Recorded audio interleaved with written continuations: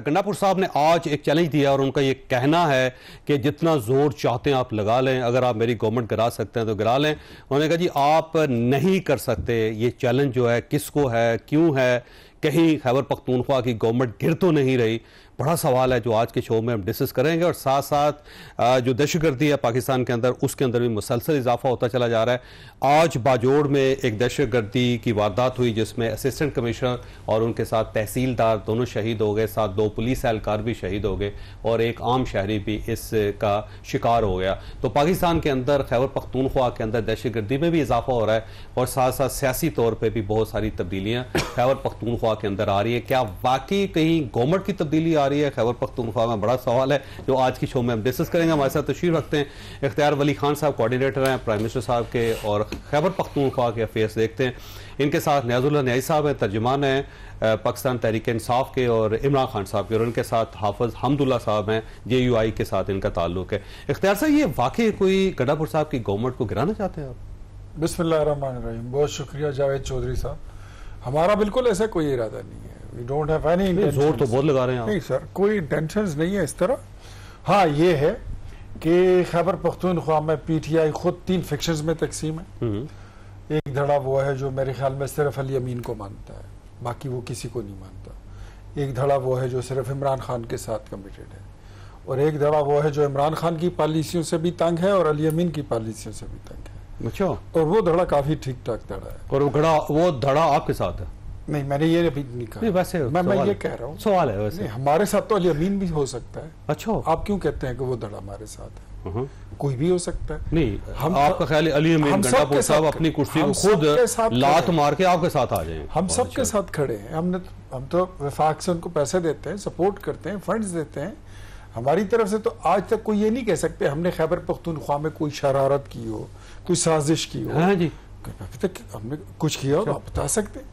हाँ, 25 सीटें खा के आप उनकी अभी ताजा नहीं जी जावेद चौधरी साहब, देखिए ये न्याजी साहब बैठे हुए हैं। ये नियाजुल्लाह न्याजी साहब खुद एक सीनियर वकील हैं। हाफिज हमदुल्ला साहब is a senior spokes person and politician. कानून ये कहता है, इलेक्शन एक्ट 2016-17 के जो रिजर्व सीटें हैं ये मलकियत होती हैं पॉलिटिकल पार्टीज की। तो अगर इन्होंने पॉलिटिकल पार्टी के हिसाब से वहां पर अपनी लिस्ट नहीं दी, if didn't applied then it doesn't exist. आपने अप्लाई नहीं किया, आपकी एलिजिबिलिटी है ही नहीं। चलें, वो तो फैसला हो गया ना, आगे चलेगी सर। तो आप ये ना करें ना, आपको हमने 35 MPs चाहिए, आप तोड़े, मैं वही कह रहा हूं, फिर जाके गवर्नमेंट चाहिए। मैं वही कह रहा हूं। तो हमें जो सीटें मिली है ना, ये हमें ना मिलती। जावेद चौधरी साहब, अगर आप जमात इस्लामी होते तो ये आपको मिलती, अगर आप MQM होते तो आपको मिलती, किसी भी पार्टी को मिलती, लेकिन इंडिपेंडेंट लोगों की ये नहीं थी, उन्हें नहीं मिली। That's it. अब आपने इस मामले में तो 35 इंसाफ लोगों हुआ का, ना आप बात कर 35 नहीं, total the number we need that is, अगर जो फर्क है तो वो कोई 20-22 लोगों का फर्क आता है। अगर फॉरवर्ड ब्लॉक बन जाए, मैं बताता हूँ, 3 फिक्शंस का मैंने आपको बता दिया। उसमें से कोई एक फिक्शन भी अगर हटता है और इनकी हुकूमत खुद गिर जाती है, हम नहीं गिराएंगे, ना हम गिराएंगे ना हमारा इरादा। अगर गिर गई फिर हुकूमत बनाना जो है और सूबे को चलाना, वो हमारा फर्ज भी है और हमारा। फिर गवर्नमेंट कौन बनाएगा? नून लीग बनाएगी, JUI बनाएगी। वैसे JUI के सबसे ज्यादा सीटें उनको गवर्नमेंट बनानी पड़ेगी। बिल्कुल, अगर सीटें इनकी ज्यादा हैं, सीटें इनकी कम भी हो तो हम उनको बड़ा मानते हैं और उनके लिए हम समझते हैं कि मौलाना साहब के लिए हमारी जमात, हमारी लीडरशिप, हमारी क़ियादत में और तमाम पॉलिटिकल पार्टी। देखिए, मौलाना तक एक मैसेंजर आया था, मौलाना ने साफ इनकार कर दिया, इनकार भी किया और साथ इमरान खान साहब तक मैसेज भी पहुंचाया कि हम नहीं चाहते कि इन हाउस तब्दीली आए, PTI का हक है कि वो वहां पे इक्तदार में रहे। मौलाना ने साफ इनकार कर दी। देखिए, वो ठीक है, सही है, मैं तो ये नहीं कह रहा कि मौलाना साहब ने इनकार किया हो, इकरार किया, वो तो एक अलग बात है। लेकिन बात वहां से शुरू होगी जिस दिन अली अमीन की हुकूमत अपने बोझ तले से नीचे गिर जाए। आपका ख्याल गिरने वाली है? मैंने तो आपको सारी सिचुएशन बता दी कि जो कुर्सी 3 टांगों पे खड़ी हो वो कितनी देर खड़ी रहेगी। अच्छा नहीं साहब, ये मुझे लगता है एक सूबे के अंदर आपकी हुकूमत है वो भी जाने वाली है, क्योंकि अब अली अमीन गंडापुर साहब की जो गुफ्तगू है आप उसको डिसाइफर करें तो आपको ऐसा लगता है कि वो खुद ही कह रहे हैं कि आज जी मेरी गवर्नमेंट गिरा दें।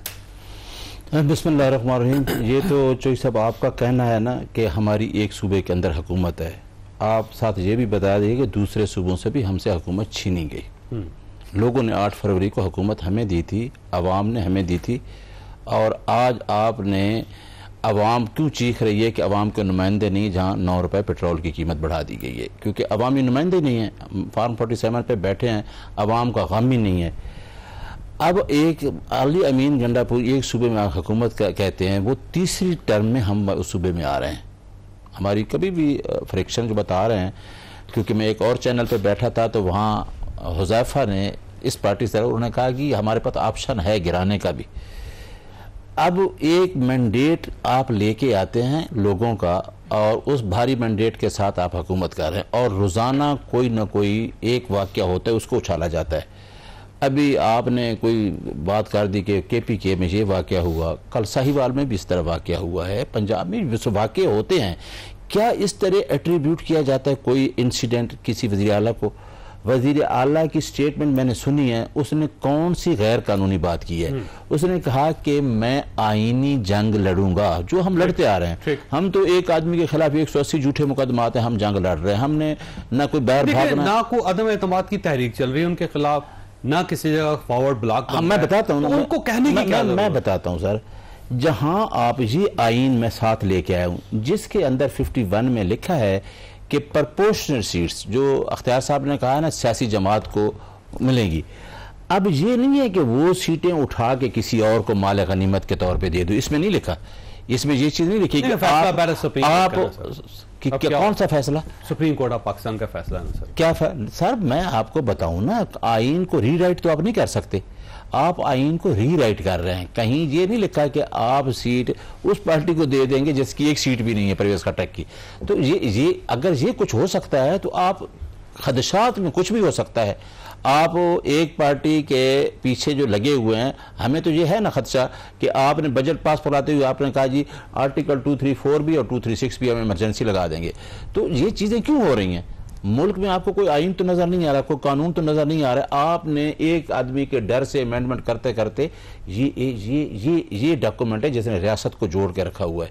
आपने 26वीं तरमीम से क्या किया है? आइन के बेसिक स्ट्रक्चर को, इसमें लिखा है, हमदुल्ला साहब तो पुराने पार्लियामेंटेरियन है, कि आप आइन के बेसिक स्ट्रक्चर को नहीं छोड़ते थे, which is mandated by the constitution. 26वीं तरमीम आपकी मर्जी से, मौलाना फजलुर रहमान साहब के वोटों से वो हुई है। सर मैं बताता हूं, उसमें अदलिया की आजादी को इस तरह नहीं है कि आप अदलिया की आजादी को बेसिक स्ट्रक्चर को अंडरमाइन कर दें। कोई भी ये नहीं कहता कि अदलिया एक आपकी, मेरी भी, अख्तियार साहब की भी, सबकी एक उम्मीद है अदलिया। कल ये वक्त हर किसी पे हो सकता है। हमें पता है कि हम जाके रिलीव, ये मौलाना साहब ने भी कहा कि अदलिया भी हमारी है यकीन कि अदलिया ही तहफ़्फ़ुज़ कर सकती है। तो उसका तहफ़्फ़ुज़, मैं एक मिनट में अपनी बारी ले लिया, मैं बारी नहीं ले रहा हूँ। मुझे सिर्फ वो साकिब निसार की कॉल याद आ गई जो उन्होंने शौकत अजीज सिद्दीकी को की थी कि अगर आपने मरियम नवाज और नवाज शरीफ को डिस्क्वालीफाई नहीं किया तो हमारी 2 साल की मेहनत जाया हो जाएगी। शौकत, वो भी एक, अच्छा मैं बताता हूँ, शौकत सिद्दीकी साहब वो इनकलाबी जिसने, शौकत सिद्दीकी साहब ने कल वोट किसको दिया है? उसको मैं शौकत सिद्दीकी का, किसको दिया सर?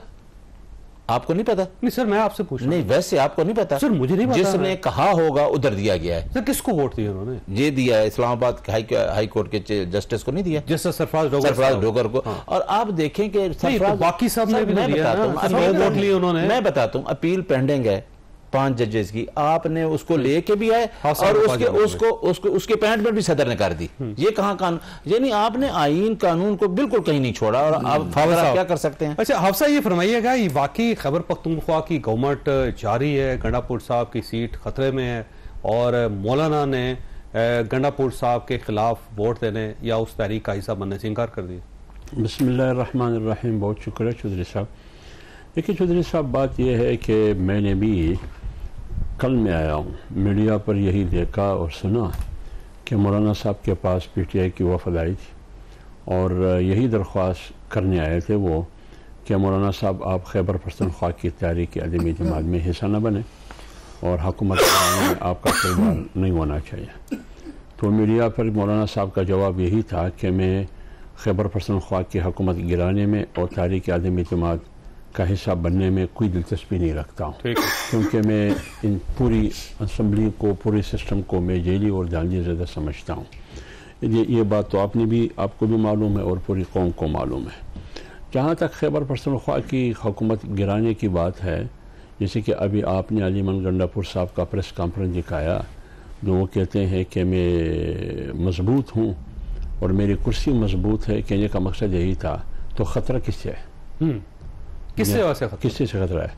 सवाल ये है इख्तियार वली साहब जो है, इनकी पार्टी में भी, PMLN की पार्टी में जो मेरी मालूमात है, हो सकता है मैं गलत हूँ, PMLN की पार्टी में कुछ इनकी शख्सियात ऐसी हैं जो मेरा ख्याल उसमें वफाकी वज़रा भी शामिल है, ऐसी हैं कि वो खैबर पख्तूनख्वा में PTI की हुकूमत की तब्दीली चाहते हैं। वो अपने लाडले को चीफ मिनिस्टर बनाना चाहते हैं। किसको? उनमें से एक किसको? देखते हैं, कौन लाडला सर वहाँ पे? खैबर पख्तूनख्वा में कौन सा लाडला? इनकी पार्टी में ऐसी शख्सियात है कि उन शख्सियात में से कुछ ऐसे जो अपने प्यारे लाडले बेटे को चीफ मिनिस्टर बनाना चाहते हैं। वो कौन सा? दूसरी बात यह है कि खैबर पख्तूनख्वा में PTI की हुकूमत है। PTI की सफ़ू के अंदर कुछ ऐसी अफराद और शख्सियात है कि वो अली अमीन गंडापुर को तब्दील करना चाहते हैं और देखना चाहते हैं। तो लिहाजा अगर अली अमीन साहब की हुकूमत को ख़तरा है तो जमीयत से ख़तरा नहीं है, या तो ख़तरा PMLN से है, और वो भी इस मकसद के लिए नहीं, वो एक शख्स है, वो अपने लाडले को चीफ मिनिस्टर बनाना चाहते हैं। और दूसरी बात यह कि खैबर पख्तूनख्वा में PTI की हुकूमत के अंदर में से, असम्बली के अराकीन के अंदर में से PTI को ख़तरा है। मैं यही कहने लगा था। मुझे ब्रेक लेना है, यहाँ आगे बात नहीं करनी।